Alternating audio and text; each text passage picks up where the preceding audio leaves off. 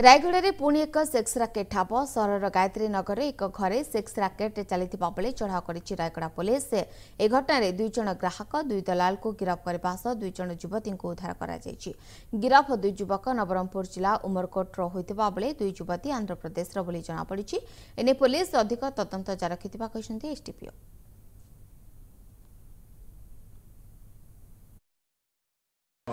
police ए दिगरे संपूर्ण alert रही तेणु जहाँ भी खबर आम वर्कआउट करूँ इमिडिएटली आज से गायत्री नगर में गोटे जगह सेक्स रैकेट चलता खबर पाई आईआईसी टीम सहित जाकि रेड कले से घर भर दुई जन सेक्स वर्कर फीमेल आउ दुई जन कस्टमर मेल से 4 जन ता सहित घर वाला जो मैंने इनवल्व थी जना जाऊँगी आपाततः से सब बर्तमान थाना को अणाई संक्रांत गोटे केस करा सेक्स वर्कर एवं